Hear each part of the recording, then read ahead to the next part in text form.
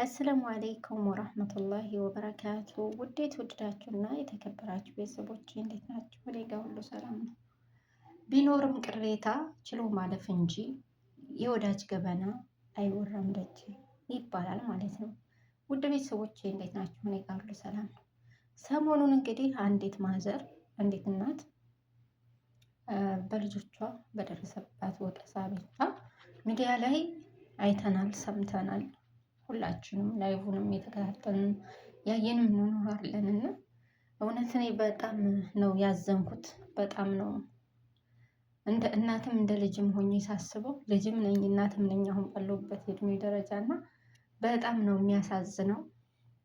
በዚህ ልክ ሰው የቤተሰቡን ገበና ሰው የራሱን ገበና በአደባባይ እንደዚህ እናቴ ልጁን፣ ልጅ እናቱን፣ አባቴ ልጁን፣ ልጅ አባቱን፣ ወንድም ሚስቴ ባሏን፣ ባሌ ልጇን፣ ሁሉም የወዳጁን ገበና ሚዲያ ላይ በአሁኑ ሰዓት እየተወጣጣ ነው እና አላህ ይስጥራሌን። እውነት በጣም ያሳዝናል። አላህ ይስጥራሌን። እውነት በጣም ነው የሚያሳዝነው ማለት ነው። የሚያሳዝን ጊዜ ላይ ነው ያለን ነው።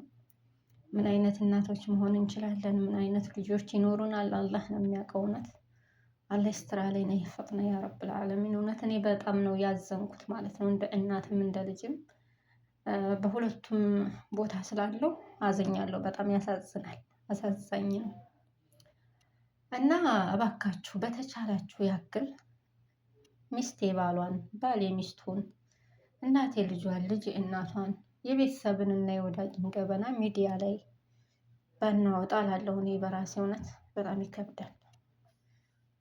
ቤተሰቦቼ ለቻናሌ አዲስ የሆናችሁ ቻናሌን ሰብስክራይብ፣ ሼር፣ ላይክ አድርጉልኝ። የደውል ምልክቷን መጫን እንዳትረሱ።